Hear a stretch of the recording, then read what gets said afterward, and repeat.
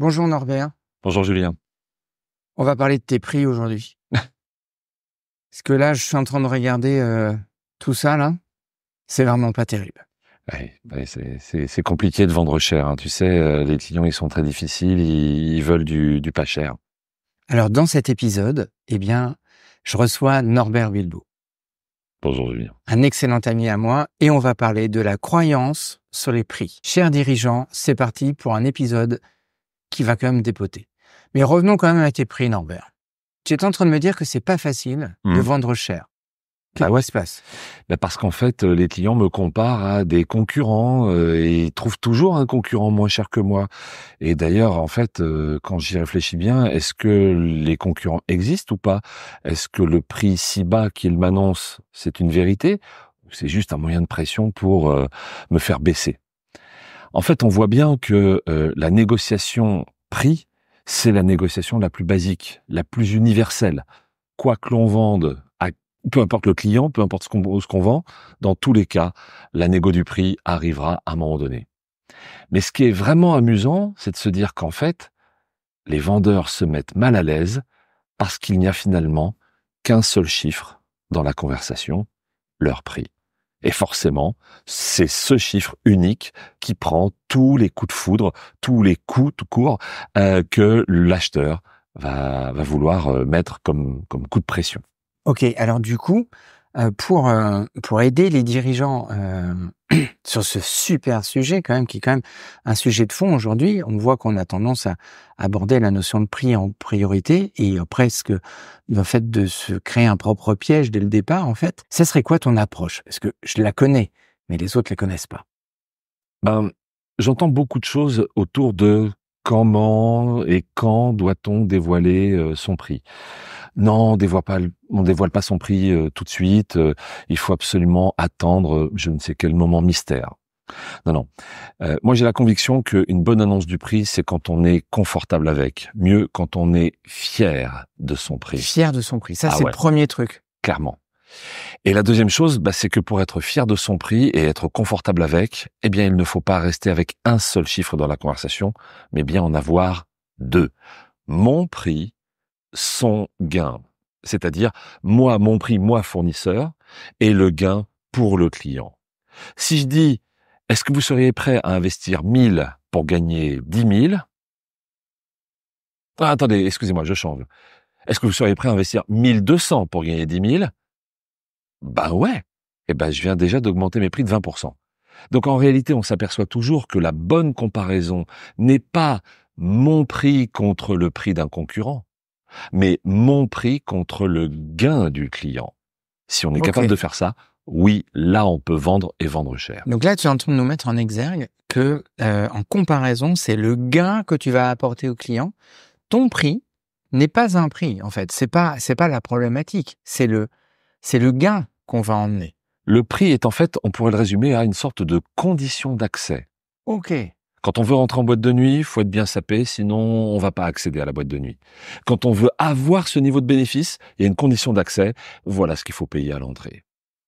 Donc si on est capable d'avoir la démonstration la plus haute en termes de valeur ajoutée, alors on peut définir la condition d'accès aussi haute qu'on le souhaite. Ok, donc là, tu es en train de nous dire qu'on est en train de révolutionner complètement l'angle de vue sur les prix de vente qu'on a en entreprise, sur cette croyance hyper limitante de on n'a pas le marché, donc du coup on va baisser encore plus le prix pour avoir le marché, et au final en fait on se rend compte qu'on n'a rien du tout.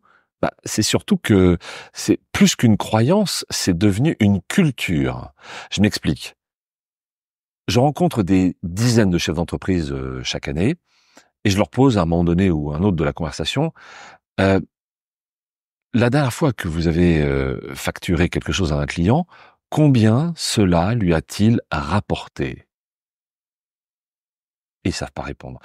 Plus simple, prenez votre client le plus ancien, le plus historique, celui qui a acheté, réacheté vos produits ou services des dizaines de fois.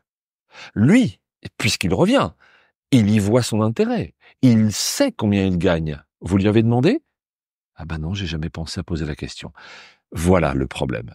C'est que c'est même pas une question de méthode, c'est une question de culture. On n'ose même pas poser la question de combien on fait gagner à nos clients. Ce qui est génial dans cette phrase, c'est qu'elle vient de mettre 50 ans de croyance par terre. C'est d'aller chercher le gain pour avoir le ticket d'entrée. Et notre prix, c'est le ticket d'entrée. Voilà. Et donc là, c'est un changement complet de structure de croyance. Et là, on est en plein dans ce que tu appelles, toi, la valeur. Oui. Voilà. On apporte une valeur.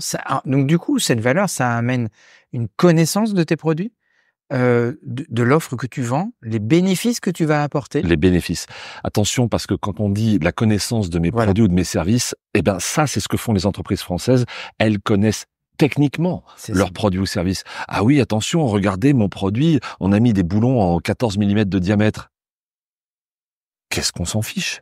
Avant, c'était quoi? C'était du 12. Ah, et maintenant, c'est 14. Donc, 14, c'est plus grand que 12, donc c'est mieux, donc c'est plus cher. Mais qu'est-ce que ça m'apporte? Qu'est-ce que ça me rapporte? Non, j'étais en visio il y a pas si longtemps avec un chef d'entreprise qui me dit « Ouais, j'ai 2 offres, l'offre starter et l'offre enterprise. Mais on a beaucoup de mal à vendre l'offre supérieure. » Je dis « Ok, m'expliquez pas ce qu'elle fait, m'expliquez pas les fonctionnalités en plus, dites-moi juste ce que l'offre enterprise me fait ou me ferait gagner de plus. » On était en visio, il est resté immobile tellement longtemps, j'ai cru que j'avais perdu la connexion. Vous êtes là? Oui. Ah, oui, je suis là. Non, mais il avait totalement buggé. C'était vraiment amusant de voir que la question de la valeur apportée n'est absolument pas dans les préoccupations des entreprises et des commerciaux. Et donc, puisqu'on n'a pas la valeur, on n'a que le prix.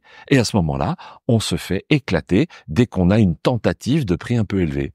Mais moi, je veux dire une chose.